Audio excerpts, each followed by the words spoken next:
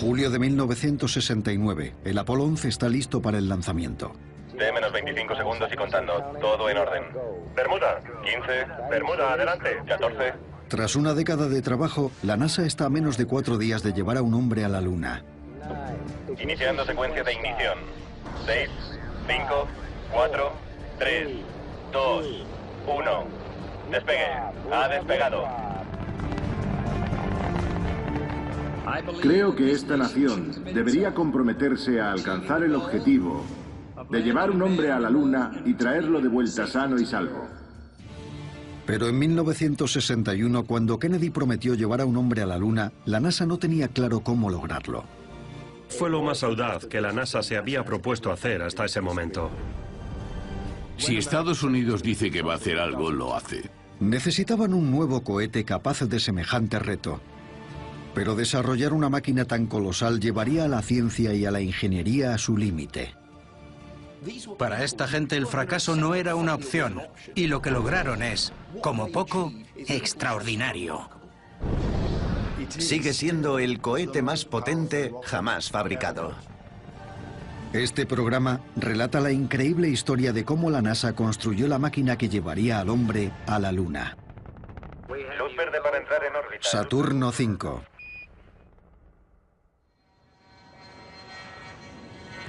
Noviembre de 1961. Pilotos de la NASA prueban el avión cohete X-15. Todo listo. Lanzamiento. El ángulo está bien, Bob. Alcanzó una velocidad de Mach 6. La NASA intentaba llegar al espacio. A 12,6 sigue bien. Esto es fantástico. Pero a espaldas de la opinión pública estadounidense, estos hitos de la ingeniería espacial fueron construidos con la tecnología de una fuente inesperada. Londres, Inglaterra, 1940. La Segunda Guerra Mundial continúa y Londres arde bajo incesantes bombardeos aéreos. Mientras tanto, en la Alemania nazi se llevan a cabo los planes de Hitler para crear una nueva arma de largo alcance. El cohete V2 es el primer misil balístico del mundo y dejará a Gran Bretaña indefensa. Pero el V2 les salió muy caro a los nazis.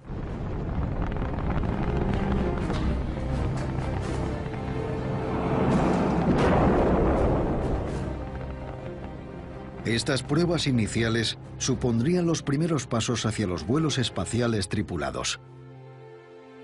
Y el cerebro que estaba detrás del cohete V2, el científico Wernher von Braun, se convertiría en un inesperado colaborador del programa espacial estadounidense. Al final de la guerra, agentes estadounidenses capturaron a más de 100 científicos alemanes, entre ellos von Braun, y los reclutaron para que diseñaran armas para su ejército. La historia de la llegada de von Braun a Estados Unidos comienza mucho antes. Estaba claro que los aliados iban ganando la guerra, así que tenían que decidir ante quién se iban a rendir. Les preocupaba el tratamiento que podrían recibir por parte de los rusos, así que les quedaba Estados Unidos. Von Braun y su equipo desembarcaron en Estados Unidos en septiembre de 1945 con 15 toneladas de documentos y más de 100 cohetes V2. La supremacía espacial era crucial. Dejaba claro al resto del mundo que teníamos superioridad tecnológica ante nuestros rivales. Y por eso, el país se llevó una sorpresa cuando los rusos pusieron en órbita el primer satélite artificial. 4 de octubre de 1957. Todos los habitantes del planeta han oído hablar de él. Muchos lo han visto. Y todos han leído algo sobre el tema. En 1957, Estados Unidos presenció espectaculares victorias soviéticas en el espacio que impactaron al país. El 4 de octubre de 1957, la Unión Soviética lanzó el Sputnik 1, el primer satélite artificial del mundo. El Sputnik provocó un terremoto en Estados Unidos. Fue un acontecimiento mundial. Los estadounidenses se quedaron muy sorprendidos cuando una dictadura les adelantó en la carrera espacial y puso en órbita el primer objeto alrededor de la Tierra. Todos los días daba la vuelta a la Tierra 16 veces. Sobrevolaba territorio norteamericano y no había nada que pudieran hacer al respecto. Por eso les afectó tanto. El 3 de noviembre de 1957, el segundo satélite artificial de la Tierra entró en órbita. Un mes después, Estados Unidos volvió a sufrir una humillación cuando el Sputnik 2 puso en órbita un ser vivo, una perra llamada Laika. No llevaba a bordo un transmisor de radio primitivo, sino un organismo vivo complejo, la perra Laika. Fue un gran salto tecnológico y también psicológico. 6 de diciembre de 1957. A la desesperada, Estados Unidos recurrió al Vanguard. Casi 200 periodistas de todo el mundo llegaron para el gran acontecimiento. Y en la sala de control, la tensión seguía aumentando.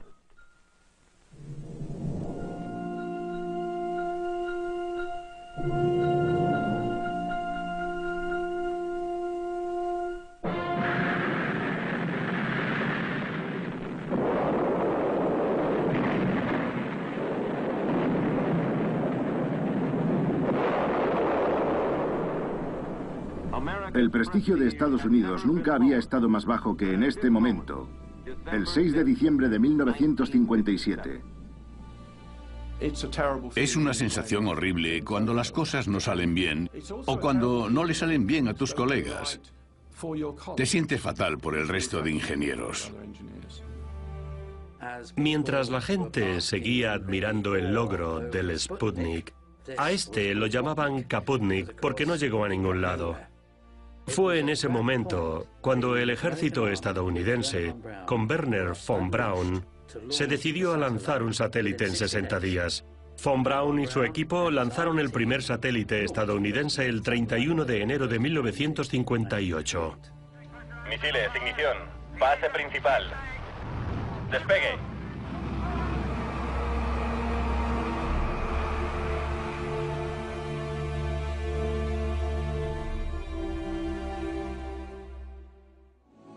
Tras haberse tropezado con todas las vallas durante la carrera, a Estados Unidos le esperaba una humillación más con el vuelo de Yuri Gagarin.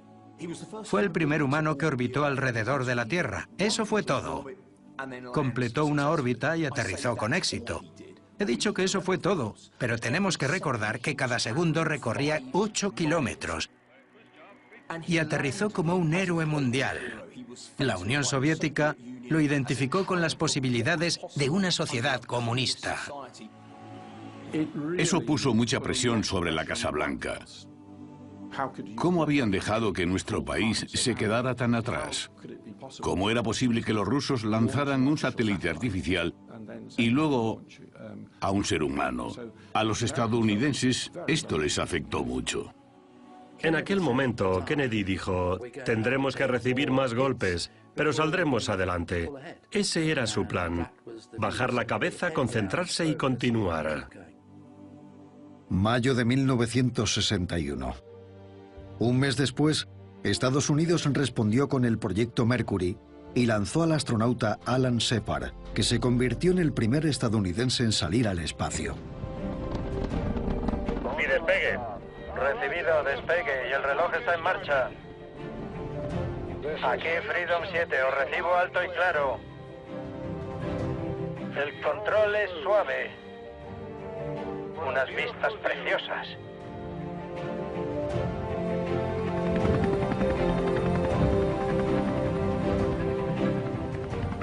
Aunque el vuelo de Shepard fue un éxito, el presidente Kennedy creía que Estados Unidos debía demostrar al mundo que podía superar cualquier logro soviético. El presidente Kennedy comienza un recorrido de 4 instalaciones espaciales en Huntsville, Alabama, donde ha sido recibido por el doctor Wernher von Braun, director de este centro de investigación y desarrollo. Creo que esta nación debería comprometerse a alcanzar el objetivo antes de que acabe esta década de llevar un hombre a la Luna y traerlo sano y salvo de vuelta. Ningún proyecto espacial durante este periodo será más impresionante para la humanidad o más importante para la exploración de largo alcance del espacio. Y ninguno será tan caro o difícil de lograr. Ve con Dios, John Glenn. Gravedad cero y me encuentro bien. Oh, esa vista es tremenda. La promesa de Kennedy inspiraría al pueblo estadounidense, calmaría la histeria y formaría un ejército de ingenieros que asumiría el reto.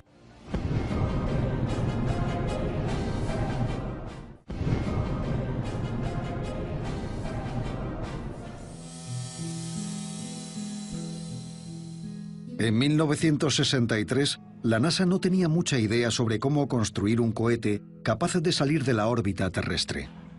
El diseño favorito de Von Braun era un cohete colosal conocido como el Nova, capaz de lanzar un gran módulo lunar. Esta pesada nave volaría directamente a la Luna para aterrizar en su superficie antes de regresar a la Tierra. El diseño del Nova acabó siendo abandonado debido a su coste y complejidad. La NASA optó por un diseño alternativo, un vehículo más pequeño compuesto por 3 fases principales. Compuestas por depósitos de combustible y motores, cada fase individual ardería en un momento concreto del lanzamiento. Este diseño permitía que el pesado depósito de combustible y los motores fueran descartados después de usarlos, reduciendo el peso del cohete según fuera ascendiendo. Este cohete se convertiría en el icono del programa Apolo, el poderoso Saturno V. El Saturno V enviaría una pequeña nave Apolo a la Luna. Al contrario que el Nova, la nave espacial Apolo estaría compuesta por 2 módulos y solo un ligero módulo de aterrizaje bajaría a la superficie de la Luna. Luego, ese módulo se acoplaría a la nave principal y regresaría a la Tierra. En 1963 ya había comenzado la construcción del poderoso Saturno V con los motores más potentes jamás fabricados. Sería capaz de llevar a su tripulación más allá de la órbita terrestre. El Saturno V daría ventaja a Estados Unidos en la carrera espacial, pero construir un vehículo tan colosal requeriría ingeniería de precisión a una escala sin precedentes. El programa lunar Apolo fue una tarea hercúlea en la que participaron 375.000 personas en su momento álgido. La variedad de habilidades requeridas era mucho más amplia de lo que cualquier empresa podría cubrir. Las posibilidades de éxito se maximizarían al reunir a las mentes más brillantes de las principales compañías de Estados Unidos. Bajo la dirección de Von Braun, Boeing, North American Aviation, Douglas Aircraft Company y el gigante informático IBM participaron en el proyecto Saturno y se construyeron nuevas plataformas de lanzamiento, centros de control y enormes complejos de apoyo por todo el país. La primera fase del Saturno V tenía 2 componentes principales, los depósitos de combustible y los gigantescos motores F-1. Medía 42 metros de alto y sería la sección más grande del Saturno V, aunque la mayoría de su masa sería propergol. Los depósitos estarían llenos de queroseno y oxígeno líquido para 5 motores F-1. Mucha gente se olvida de los depósitos de combustible, pero hay que recordar los desafíos. La temperatura más baja de la Tierra suele rondar los 88 grados bajo cero en la Antártida, y tenemos que bajar bastante de esas temperaturas para que los depósitos sean eficientes. El oxígeno tiene que enfriarse muchísimo para alcanzar un estado líquido y conseguir la cantidad de oxígeno necesaria para poner el Saturno V en órbita.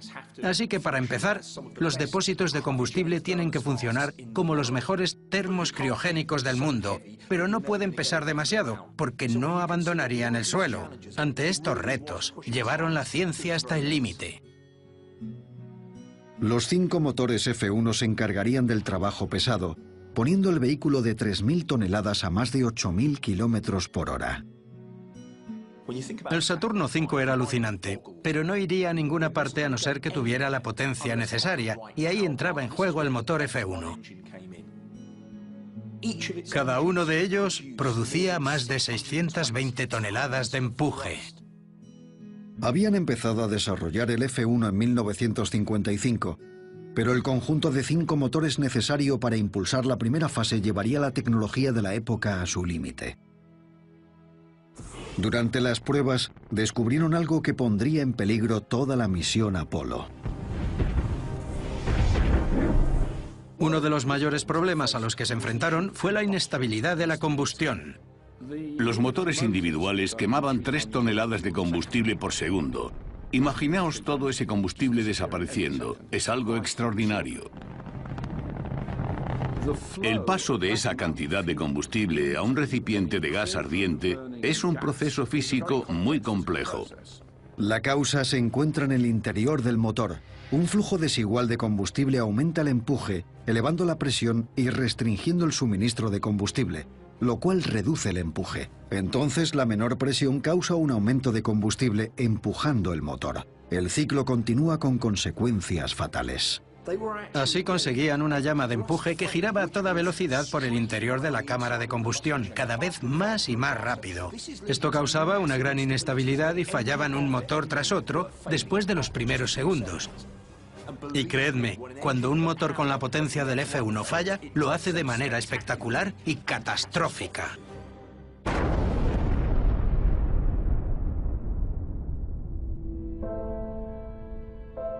Miles de ingenieros trabajaron sin descanso para resolver el problema y acabaron descubriendo que instalando unos deflectores para equilibrar el flujo de combustible, conseguían una llama más suave y estable.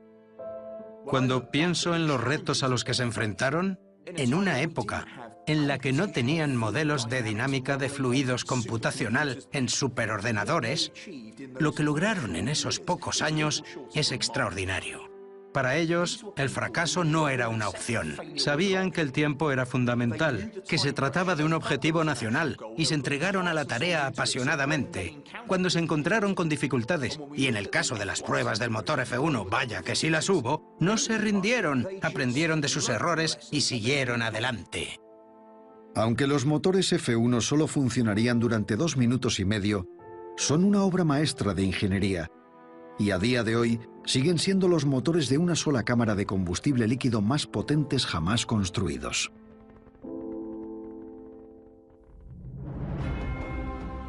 En paralelo al desarrollo de la primera fase, empezaron a trabajar en la construcción de la nave espacial Apolo, que llevaría a los astronautas hasta la Luna y los traería de vuelta.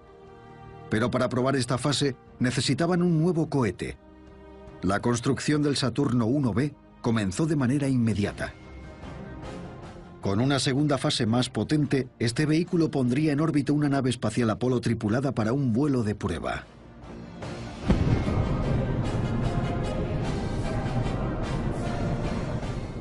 La NASA seleccionó a 16 nuevos astronautas para 10 misiones tripuladas que constituían el pionero proyecto Géminis.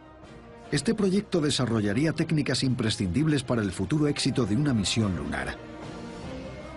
El programa espacial iba cogiendo impulso y el pueblo estadounidense compartía una sensación de optimismo. Pero un día de 1963 todo cambió. Todo es bastante confuso, pero han disparado al vehículo presidencial mientras atravesaba el centro de Dallas. Acaban de informarnos de que han disparado al vehículo de Kennedy. Hemos hablado con el departamento de policía y nos han confirmado que... Todavía no hay un informe sobre la gravedad de las heridas del presidente. Un policía se tiró al suelo, sacó la pistola y gritó ¡abajo! Y en la otra acera un hombre... Según nos han informado, tanto el gobernador Connolly y el presidente podrían haber resultado heridos durante este intento de asesinato. Según fuentes extraoficiales, tanto el presidente como el gobernador Connolly resultaron heridos en el tiroteo. Señoras y señores, el presidente ha muerto en el Hospital Parkland de Texas.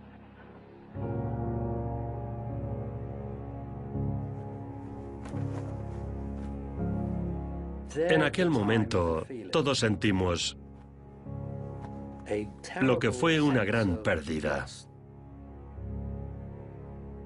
Se quedó grabado en la memoria de todos los que vivían en Estados Unidos.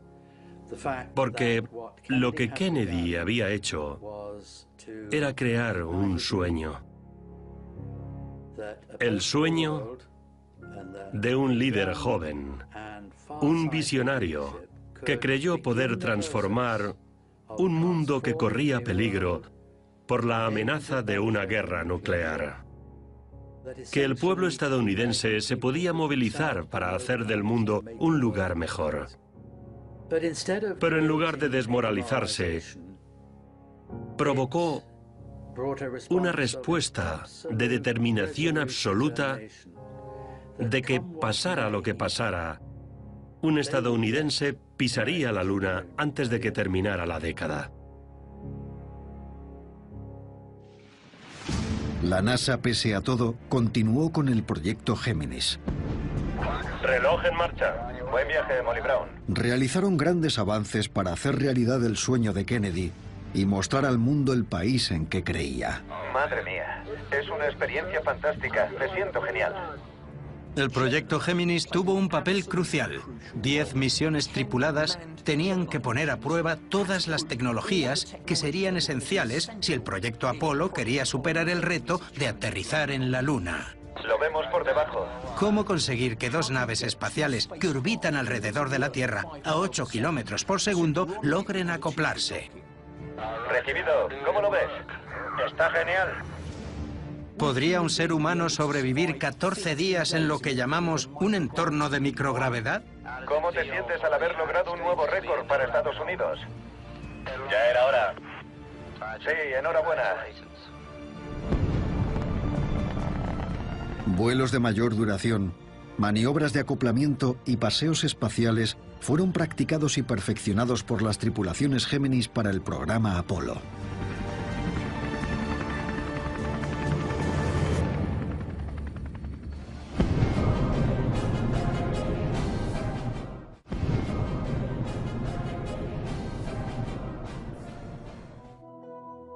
La construcción de la tercera fase del Saturno V estaba a cargo de la Douglas Aircraft Company. La tercera fase tenía dos elementos principales y requería que su motor J2 funcionase dos veces. El motor primero pondría la nave en la órbita terrestre y luego volvería a arder para poner la nave rumbo a la Luna. Pero durante las pruebas del J2, los ingenieros se encontraron con un grave problema. Todo el ensamblaje explotó, destruyendo el motor y dañando gravemente el soporte de prueba. Los tanques esféricos diseñados para presurizar el sistema de combustible habían estallado. Una soldadura había fallado y la metralla provocó una enorme explosión que destruyó el motor y también dañó el soporte de prueba. Durante la investigación, descubrieron que la soldadura de la esfera no era la que habían especificado. Y eso, combinado con las múltiples pruebas de presión que pasó la esfera, debilitó el ensamblaje, causando ese fallo. Soldar el depósito de combustible del Saturno V demostró ser un gran reto.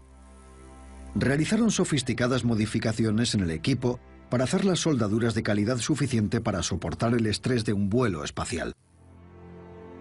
Todas las soldaduras fueron inspeccionadas y sometidas a pruebas hasta su destrucción.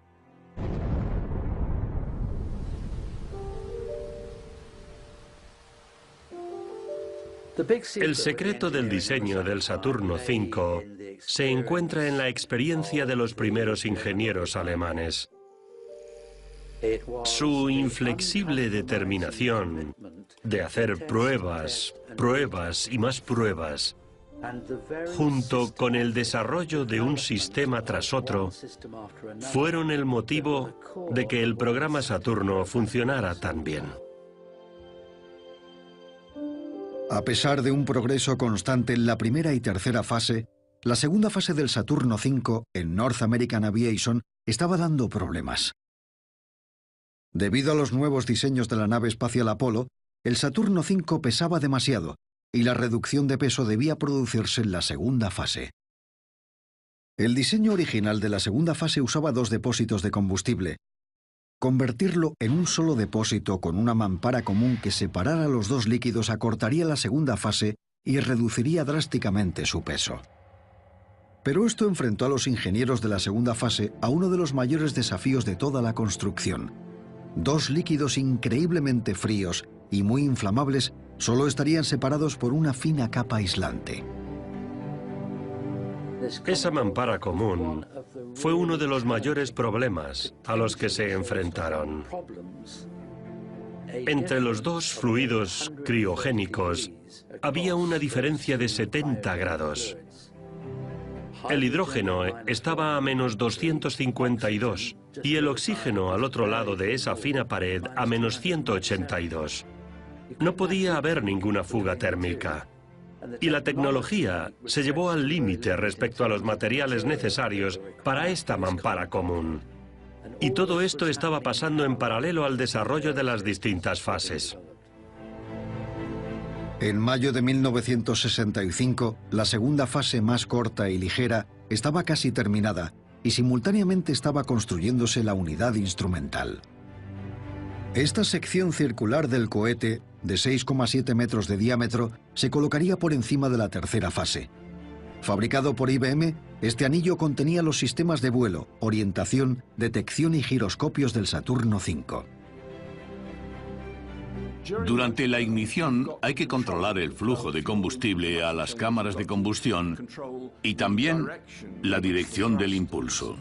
Los motores están diseñados para moverse y dirigir el vehículo. Tienen que seguir moviéndose para mantener el rumbo.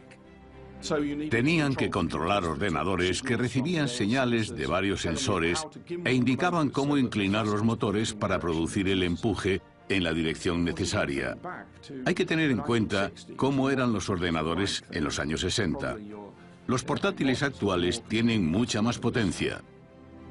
Pero, como con muchos aspectos del programa Apolo, los pequeños pasos que dieron para mejorar la tecnología y aplicarla en nuevos ámbitos forman parte de la historia que nos llevó hasta los portátiles, los ordenadores de a bordo de los coches y todo lo demás. Indirectamente, esos avances acabaron beneficiando a la sociedad. Mientras, la Lockheed Propulsion Company había diseñado y construido el sistema de escape para el lanzamiento. El Saturno V medía 110 metros de alto. En los últimos 10 metros, unida al módulo de mando, donde irían los astronautas, estaba la torre de escape. Básicamente servía para llevar a los astronautas a un lugar seguro en caso de que fallara el vehículo.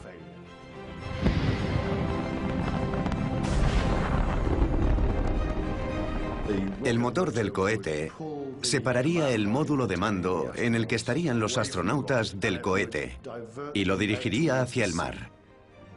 El módulo de mando caería en el agua bajo los paracaídas. Con los astronautas fuera de peligro, sería recuperado por la Armada estadounidense.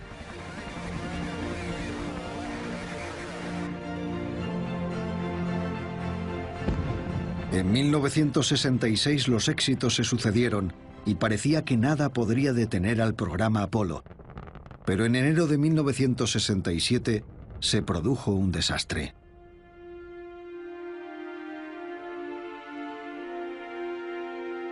Los astronautas Gus Grissom, Ed White y Roger Chaffee subieron a bordo de un Saturno 1B para una prueba rutinaria de lanzamiento estático. Pero después de cerrar la cápsula, se produjo un incendio. En un entorno de oxígeno puro, el fuego atravesó la nave espacial y mató en segundos a los astronautas atrapados. El incendio del Apolo fue muy traumático. Todos esperábamos tener dificultades y problemas, pero no nos dimos cuenta de que el diseño de la propia nave tenía graves fallos de ingeniería. Así que el incendio fue fatal para la moral del equipo. El propio Gus Grissom dijo que era de esperar que muriera gente en este negocio y que no deberían detenerse a pesar de la pérdida de vidas. Por desgracia, la suya fue una de las que se perdió. Pero igual que la muerte de Kennedy no había debilitado su intención de cumplir con su compromiso, estas 3 muertes no tuvieron ningún efecto negativo en el esfuerzo, determinación y resolución de seguir adelante y llegar a la Luna al final de la década. El programa Apolo se retrasó mientras los ingenieros de la NASA aplicaban nuevas medidas de seguridad contra el fuego. Noviembre de 1967. El fin de la década se acercaba y la NASA abandonó su política de pruebas graduales y decidió realizar una prueba de vuelo más arriesgada. Todas las fases del vehículo fueron montadas en el Centro Espacial Kennedy y el primer cohete Saturno V sería lanzado como el Apolo 4. Todo listo. 30 segundos y contando. Después de años de innovaciones en ingeniería espacial, el primer Saturno V de la NASA, que había costado $135 millones, estaba listo para despegar. Vale, controladores de vuelo, tranquilidad. Última comprobación, propulsión, listo, retro, listo, FIDO, listo, IDO, listo. ¿Listos para el lanzamiento? Afirmativo, estamos listos. Ignición. Todos los motores están funcionando.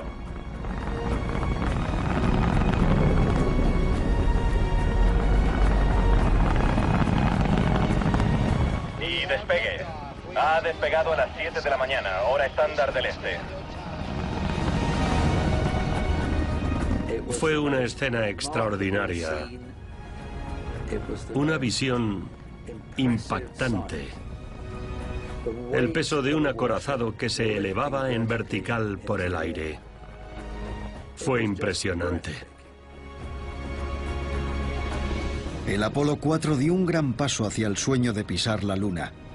Pero antes de que los astronautas pudieran pilotar el potente Saturno V, debían realizar más pruebas. La NASA lanzó el Apolo 6, el segundo Saturno V sin tripulación, en abril de 1968.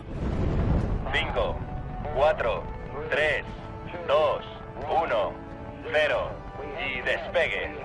Ha despegado a las 7 de la mañana, hora estándar del este. 5 segundos de vuelo y todo va bien. Inicio de cabeceo y balanceo del vehículo.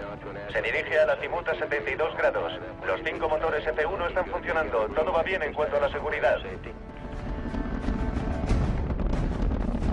La NASA esperaba otro vuelo perfecto, pero poco después del lanzamiento, el Saturno V empezó a sufrir violentas sacudidas. Si las vibraciones continuaban, el vehículo quedaría destrozado. Esa vibración se conoce como efecto Pogo. Los ingenieros de la NASA la habían visto otras veces, pero nunca a esa escala. El efecto Pogo es básicamente una vibración que ocurre a lo largo del cohete.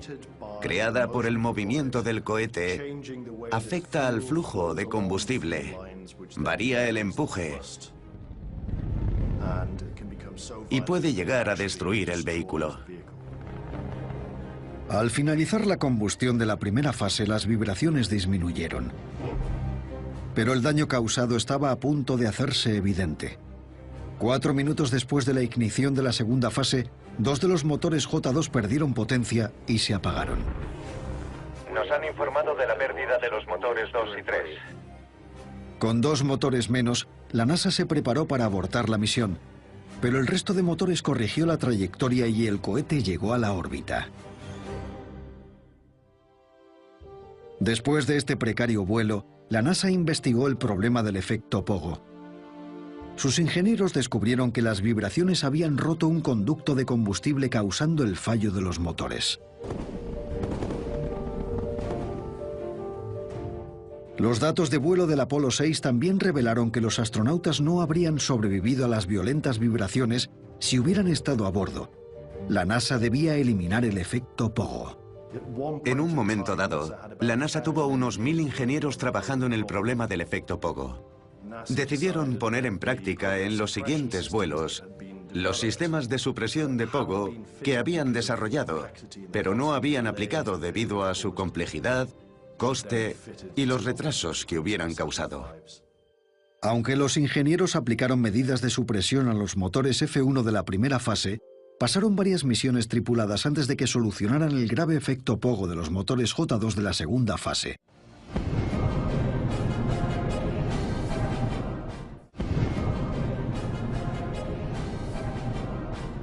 En octubre de 1968, los astronautas Isley, Shira y Cunningham volaron a bordo de un Saturno 1B en la misión Apolo 7, la primera misión tripulada del programa. Empuje correcto, lo que queríamos. Balanceo. Recibido. Listos para entrar en órbita. Listos para entrar en órbita. Dieron un repaso general a los sistemas de la nave Apolo en órbita. Recibido. Buenos días a todos los telespectadores. 3, 2, 1, ya. Houston ha aprobado la ignición. Ignición. Los niveles están bien. Vamos bien. Buen trabajo. Todo funcionó a la perfección. Ya estaban listos para llegar más allá. Diciembre 1968. La NASA se acerca a la fecha límite de Kennedy con el Apolo 8, que sería el primer vuelo tripulado del Saturno V y la primera vez que la humanidad intentaría volar más allá de la órbita terrestre, en dirección a la Luna. Era lo más audaz que la NASA había intentado a lo largo de su historia. El reto no era solo llegar a la Luna, sino regresar. El Apolo 8 fue probablemente la decisión más arriesgada que había tomado la NASA en la historia de los vuelos espaciales. Después de años de diseño, desarrollo y pruebas, el Saturno V estaba en manos de la tripulación del Apolo 8, los astronautas Anders, Lovell y Borman. Comienza el vuelo. Reloj en marcha. ¡Quitad la torre! Fuera la torre. Recibido. El lanzamiento de un cohete es un ataque a los sentidos. Te castañetean los empastes. Te da una sacudida interna. Sabíamos a dónde se dirigía el vehículo y teníamos muchas esperanzas puestas en él, no solo por las 3 personas que iban a bordo o por las miles de personas que habían participado en el programa. Pensábamos que el proyecto Apolo representaba el espíritu de la humanidad. Apolo 8, aquí Houston. La trayectoria parece correcta. Cambio. Estábamos abandonando la Tierra, rompiendo un vínculo con nuestro planeta para colocar a unos hombres en la fuerza gravitatoria de la Luna. Se me pusieron los pelos de punta. ¿Estáis listos para la inyección translunar? Cambio. Listos para inyección translunar. Cuando la tercera fase se encendió para dirigirse a la Luna, vi que la velocidad no hacía más que aumentar en los controles. Y fue increíble.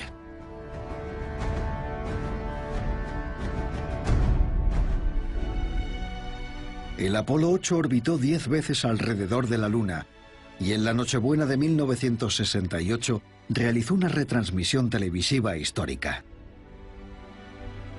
Para toda la gente que está en la Tierra, la tripulación del Apolo 8 tiene un mensaje que nos gustaría transmitir. Al principio, Dios creó el cielo y la tierra. La tierra era soledad y caos, y las tinieblas cubrían el abismo. Dios dijo, haya luz, y hubo luz. Tras comprobar el funcionamiento del Saturno V, la NASA aceleró para lograr aterrizar en la Luna. En marzo de 1969, el Apolo 9 orbitó la Tierra durante 10 días, llevando a cabo el primer vuelo de prueba tripulado del módulo lunar. 3, 2, 1. Retrocohetes. Ignición confirmada. 2 meses después, el Apolo 10 regresó a la Luna para practicar procedimientos de aterrizaje, volando con el módulo lunar a solo 12 kilómetros de la superficie. Estamos muy abajo, Charlie. Recibido, la trayectoria es correcta. Puede sonar cursi, pero es un paisaje de otro mundo. Tras completar las pruebas, estaban preparados para intentar llevar a cabo un alunizaje. 16 de julio de 1969. Los astronautas del Apolo 11, Armstrong, Aldrin y Collins, subieron a bordo del Saturno V. Todo listo. 20 segundos. Sistemas correctos, todo correcto. 11, 10, 9. Iniciamos secuencia de ignición. 6, 5, 4, 3, 2, 1. Todos los motores encendidos.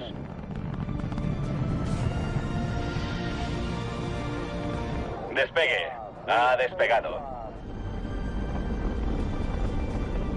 A las 13:32, el Apolo 11 ha despegado. 4 días después, Neil Armstrong pisó la Luna haciendo realidad el sueño de Kennedy y asegurando la superioridad estadounidense en la carrera espacial. Es un pequeño paso para el hombre y un gran salto para la humanidad.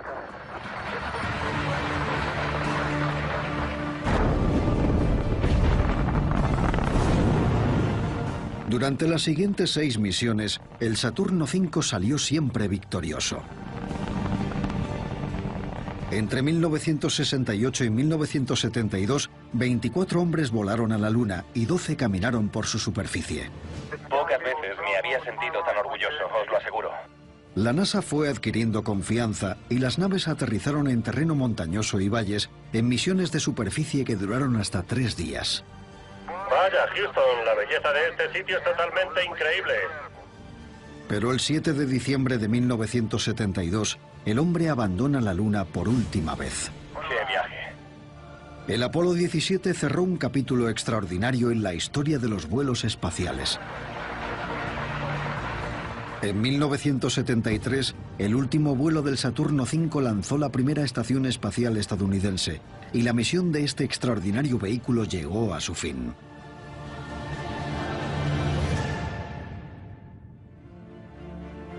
El legado del Saturno V es el número de científicos, ingenieros y profesores que fueron inspirados por ese magnífico y enorme cohete en la plataforma de lanzamiento. Yo pertenezco a la generación que algunos llaman los niños del Apolo.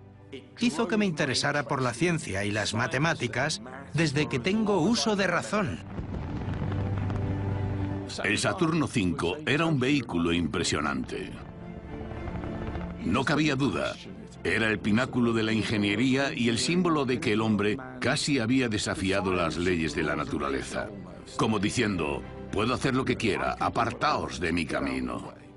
Sigue siendo el cohete más potente que se ha lanzado desde la superficie de la Tierra.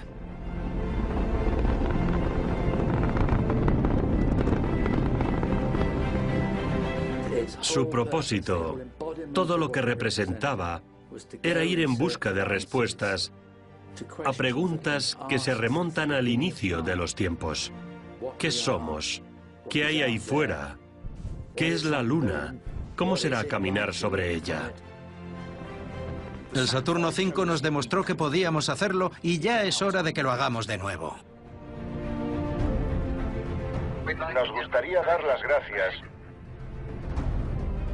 a todos los estadounidenses que construyeron esta nave espacial, que participaron en la construcción, el diseño, las pruebas y que se dedicaron a ello en cuerpo y alma.